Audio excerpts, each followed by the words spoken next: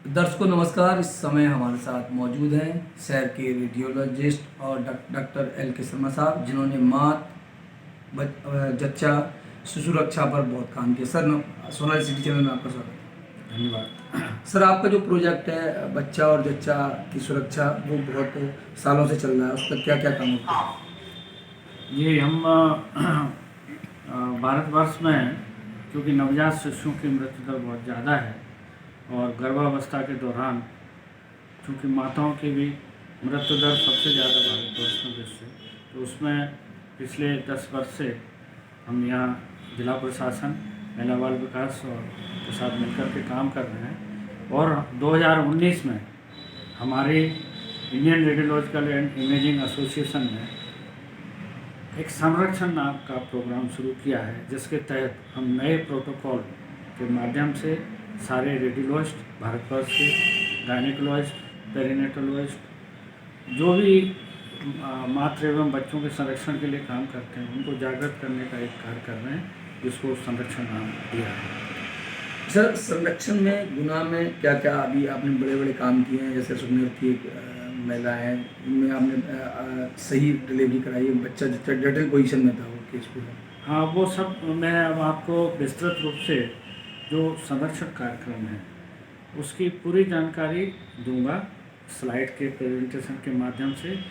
वो मेरी सारी भारतवर्ष की आशा कार्यकर्ता बहनों को और आंगनवाड़ी कार्यकर्ताओं, उसी के साथ साथ जनमानस को संबोधित करते हुए ये मेरा उद्बोधन है। और किस तरह से हमारा ये संरक्षण प्रोग्राम, जो कि 2019 को मद्रास के हमारे रेडियोलॉजिकल एसोसिएशन के वार्षिक सम्मेलन में डॉक्टर रिजो मैथ्यू, जो कि संरक्षण के जनक हैं, और हमारे तत्कालीन अध्यक्ष डॉक्टर हेमंत पटेल के टाइम में इसको लॉन्च किया गया था। और आज भी हमारे जो अध्यक्ष हैं डॉक्टर दीपक पाटकर, और आने वाले डॉक्टरों के संरक्षण में ये चलता रहेगा।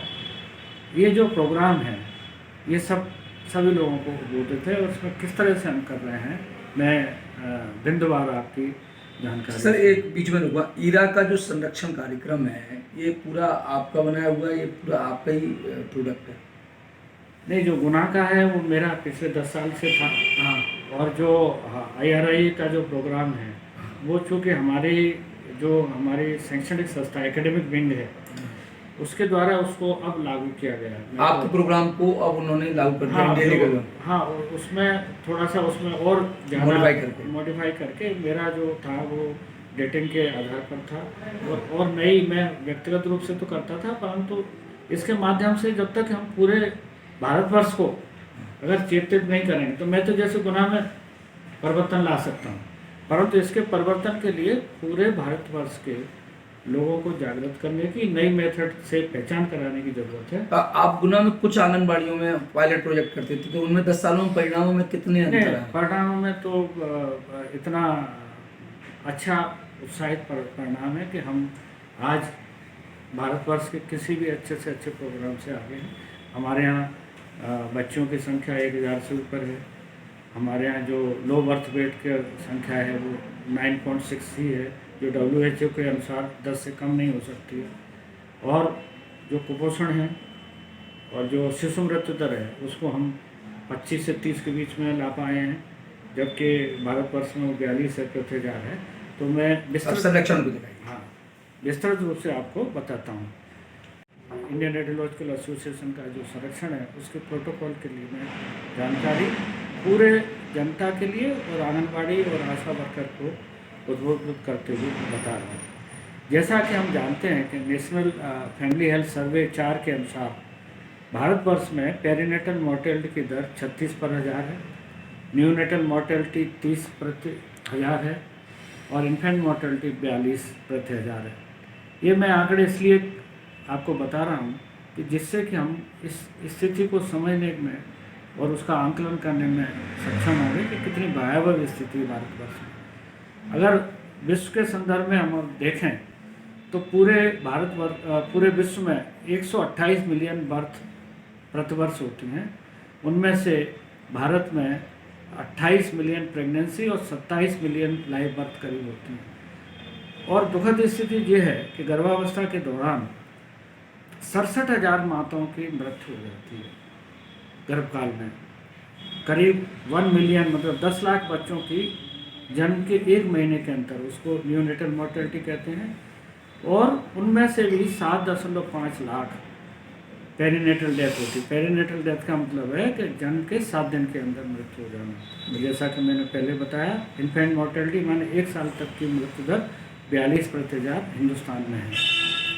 एक और भयावह स्थिति है कि भारतवर्ष में पूरी दुनिया से सबसे ज़्यादा स्टिल बर्थ रेट है। स्टिल बर्थ किसको कहते हैं कि 28 सप्ताह के गर्भ काल के बाद और जन्म से पहले जो मृत्यु पेट में ही हो जाती है उसको स्टिल बर्थ कहते हैं।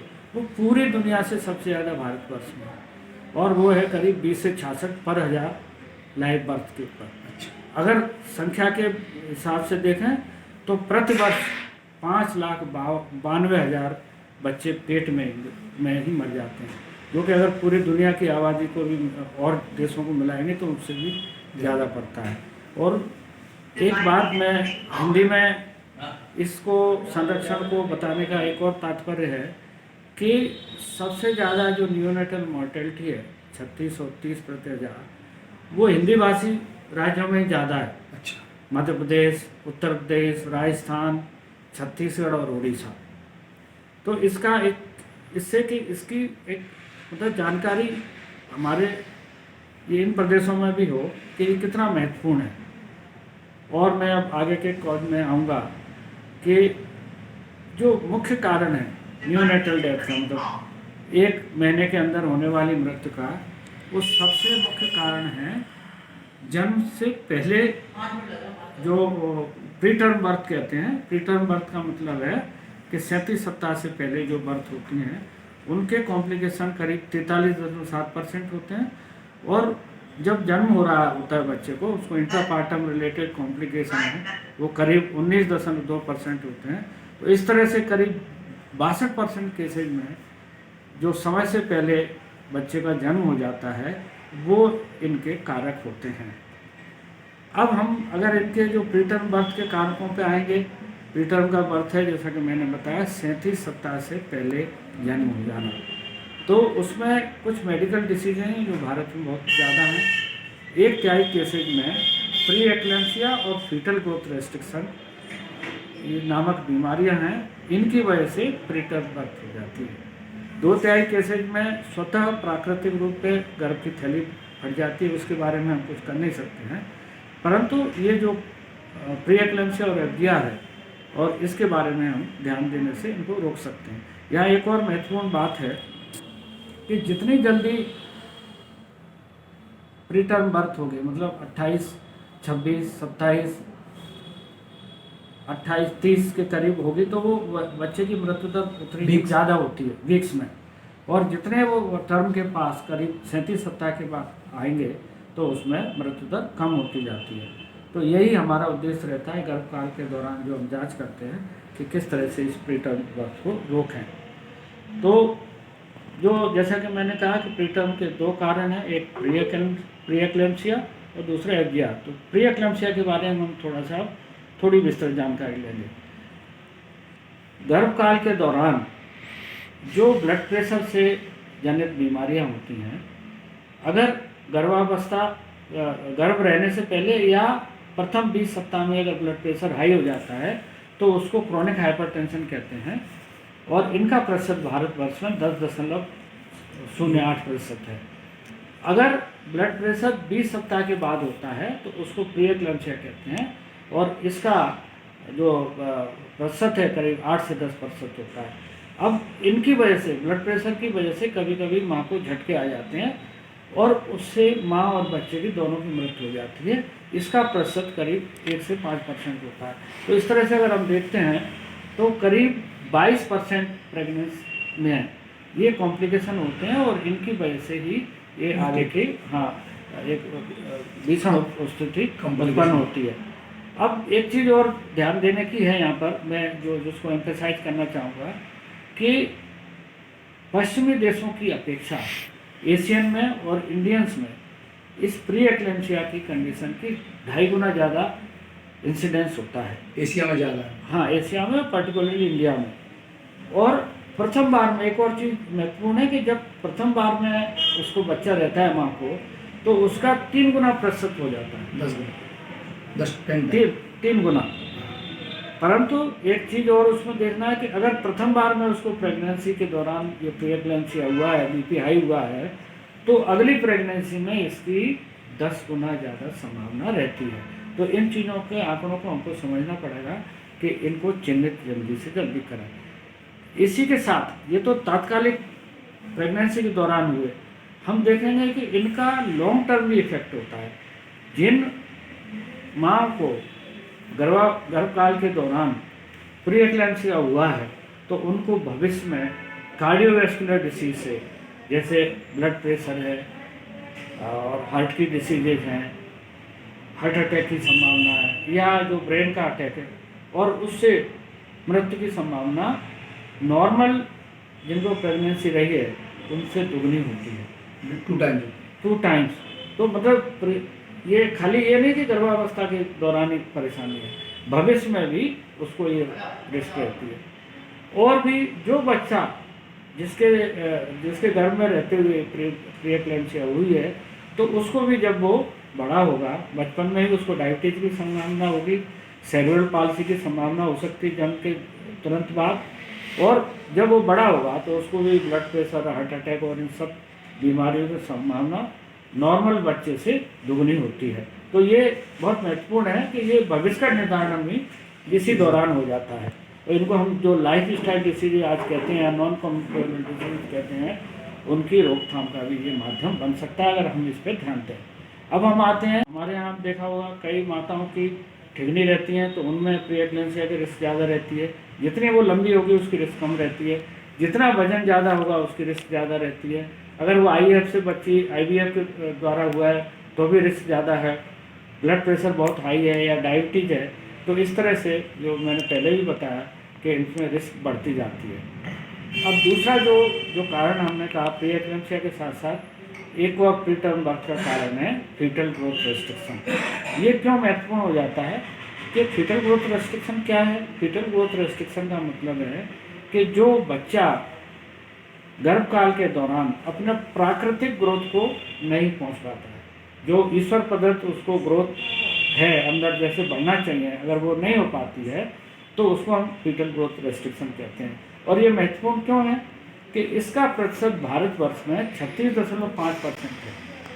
और ऐसे बच्चे जिनको प्रॉपर जो अपने समय से कम वजन के हैं, कमज़ोर बढ़ रहे हैं, उनमें 202.3% प्रति हज़ार में पहले महीने में वो बच्चे मर जाते हैं। इसलिए इन आंकड़ों पे हम ध्यान दे रहे हैं। अगर हम देखेंगे तो ये जैसा मैंने पहले ही बताया कि पूरे दुनिया से सबसे ज़्यादा भारतवर्ष में ये मृत्यु होती है, मध्य प्रदेश में और भी ज़्यादा है। और इसी तरह से जो इंट्रायूट्राइन ग्रोथ रेस्ट्रिक्शन है उसकी प्रतिशत होने की 54% है। और इन सभी कारणों से लो बर्थ वेट बेबी बच्चों में जन्म होता है। लो बर्थ वेट का मतलब है जो भी बच्चे किसी भी कारण से 2.5 किलो से कम के पैदा होते हैं उनको हम लो बर्थ वेट कहते हैं, और उनका भारत में प्रतिशत आज 26% है। ये महत्वपूर्ण क्यों है कि इन ऐसे बच्चों में मृत्यु दर की दर सामान्य वजन के बच्चों की अपेक्षा 20 गुना ज़्यादा होती है। अच्छा, अगर 20 गुना ज़्यादा होती है। अगर हम टोटल, जैसा मैंने कहा था कि पूरे वर्ष में करीब 27 मिलियन लाइव बर्थ होती है इंडिया में, और उनमें से 3.5 मिलियन प्रीमेच्योर बर्थ होती है। तो ये आंकड़े एक महत्वपूर्ण है, हमको इसको समझने की ज़रूरत है। अब ये तो मैंने स्थिति बताई। अब इसको जैसा कि मैंने कहा था कि हमारा Indian radiological and imaging association का संरक्षण प्रोग्राम जो डॉक्टर रिजो मैथ्यू के मार्गदर्शन में अभी चल रहा है और हमारे जो अध्यक्ष हैं उसके तहत हम एक सॉल्यूशन ढूंढ के लाए हैं। और ये सॉल्यूशन जो है वो हमारी जो 4 गवर्नमेंट के द्वारा आधारित ANC चेकअप हैं उनमें फिट बैठता है। तो हमारी जैसे ही हमारी जो आंगनबाड़ी कार्यकर्ता है, आशा कार्यकर्ता है, प्रथम त्रैमासिक में जब भी वो लाती है, उसको जब अस्पताल में लेके आ जाए, तो क्योंकि हमारा मुख्य उद्देश्य है कि हमारे जच्चा बच्चा अच्छी रहे और स्वस्थ बच्चे का जन्म हो, जिससे कि कोई कॉम्प्लिकेशन ना हो।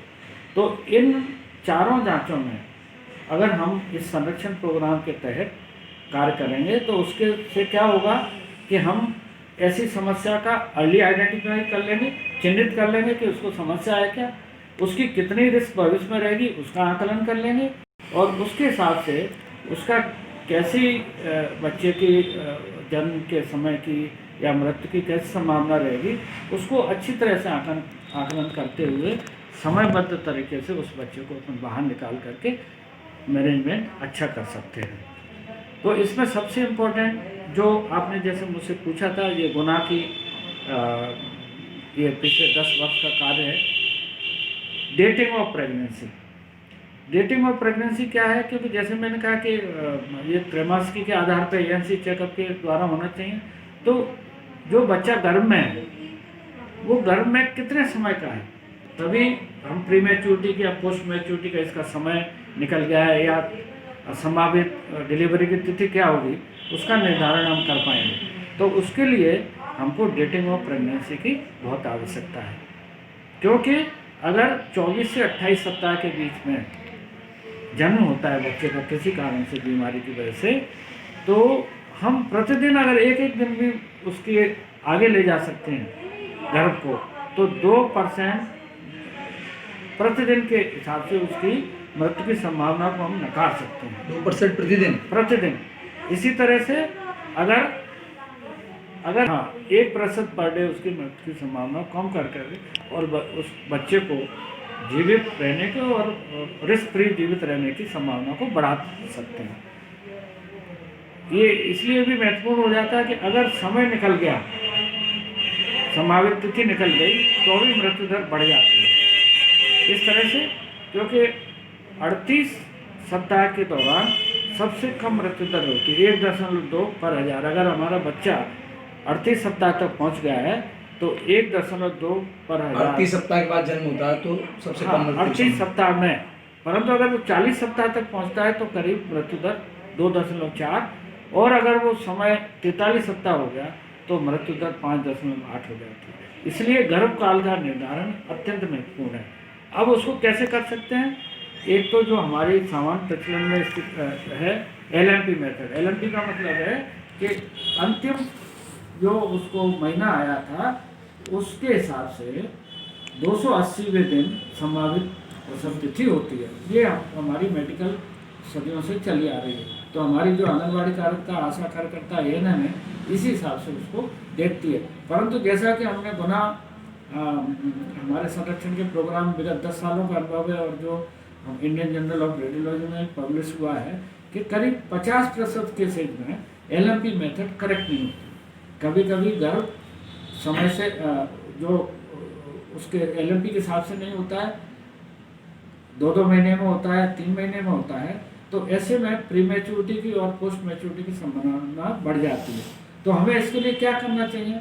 जब हम प्रथम त्रैमासिक में हम ANC चेकअप के लिए लाते हैं तो हमको अल्ट्रासाउंड द्वारा की जानकारी के माध्यम से सही गर्भावस्था की कितना गर्भकाल, कितने सप्ताह का है, 7 सप्ताह का, 10 का है, 15 का है, उसका निर्धारण करते हुए एक्सपेक्टेड डेट ऑफ डिलीवरी का सही निर्धारण करने से हम इस चीज़ को पा सकते हैं। और उसको हमारा जो MCP कार्ड रहता है आंगनबाड़ी बहन के पास, आशा कार्यकर्ता के पास, ANM पे जो MCP एक कार्ड होता है, उसमें इस तिथि का आकलन करके फिर त्रैमासिक के हिसाब से हम जांच कराते रहें आगे। जैसा कि जो संरक्षण प्रोग्राम है वो ये बताता है कि प्रथम त्रैमासिक में अगर हम 11 सप्ताह से 13 सप्ताह के बीच में अगर हम जांच कराते हैं तो करीब 75% ऐसी माताओं, गर्भवती माताओं जो कि प्री एक्लेम्पिया और फीटल ग्रोथ रेस्ट्रिक्शन के लिए रिस्क में होंगी, उनको चिन्हित कर सकते हैं। और इससे भी बड़ी बात यह है कि चूँकि प्लेसेंटा बन रहा होता है तो हम 150 मिलीग्राम एस्पिरिन की टैबलेट रात में उस समय से लेकर के 36 सप्ताह तक अगर देते हैं तो प्री एक्लेम्सिया और फीटल ग्रोथ रेस्ट्रिक्शन की संभावना को 90% तक 32 सप्ताह से पहले और 37 सप्ताह से पहले 60% तक कम कर सकते हैं। तो ये बहुत महत्वपूर्ण बात है। मैं आपके चैनल के माध्यम से और संरक्षण प्रोग्राम का ये मैसेज सारी समाज को, सारे भारतवर्ष के लोगों को, आंगनबाड़ी कार्यकर्ताओं को, आशा कार्यकर्ताओं को देना चाहता हूँ कि प्रथम त्रैमासिक की जांच में प्री एक्लेम्सिया और FGR की का रिस्क को निकाल करके और एस्पिरिन देना जरूर शुरू करें। ये समय क्यों महत्वपूर्ण हो जाता है? क्योंकि अगर हम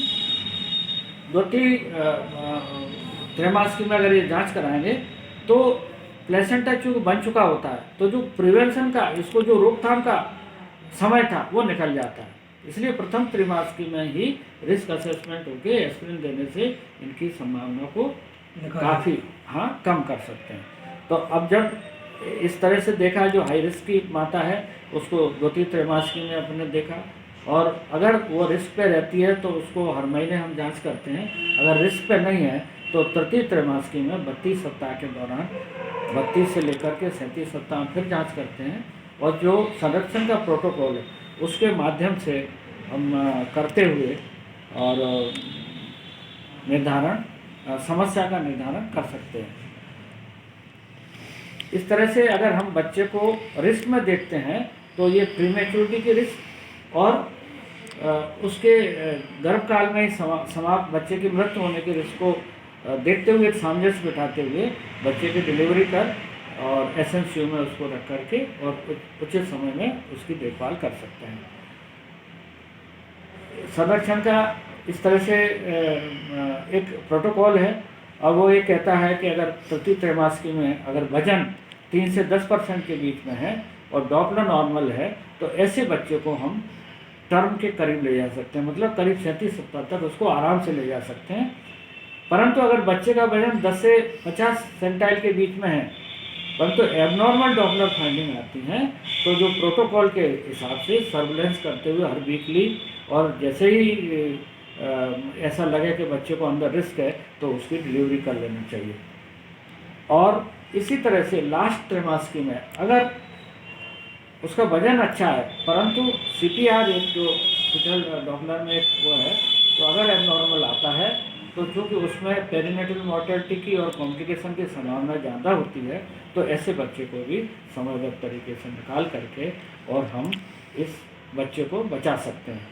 तो मैं आपके माध्यम से ये सबसे निवेदन करना चाहता हूँ, पूरे भारतवर्ष के रेडियोलॉज साथियों को, गायनेकोलॉज साथियों को, पेरिनेटल साथियों को और सामान्य जनता को और आंगनबाड़ी और आशा कार्यकर्ताओं को कि अगर हम संरक्षण प्रोग्राम को अपनाते हैं, उसके माध्यम से अगर हम ये जांच करते हैं, तो ये जो मैंने आंकड़े बताए थे कि जो हमारी पेरिनेटल मॉर्टेलिटी 30 प्रति 1000 और 36 और स्टिल बर्थ 5,92,000 जो बच्चे प्रतिवर्ष मर जाते हैं उनको हम बचा सकते हैं। और ऐसा मैं विगत 1.5 साल का मेरा जो अनुभव है कि जो 1000 ग्राम के 1100 ग्राम के बच्चे जो हमने 30 सप्ताह में भी निकाले हैं या 36 में निकाले, वो सब अभी तक अच्छे हैं।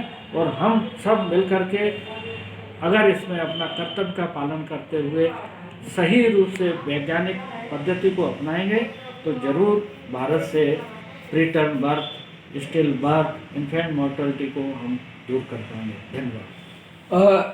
डॉक्टर साहब LK शर्मा साहब जच्चा बच्चा की सुरक्षा के लिए संरक्षण प्रोग्राम चला रहे हैं। IRI ये भी इसमें उनका सहयोग कर रही है, वो भी उसका सहयोग करके पूरे हिंदुस्तान में अपने चैनल के माध्यम से वो अपना भी YouTube चैनल चलाकर इसको पूरे हिंदुस्तान की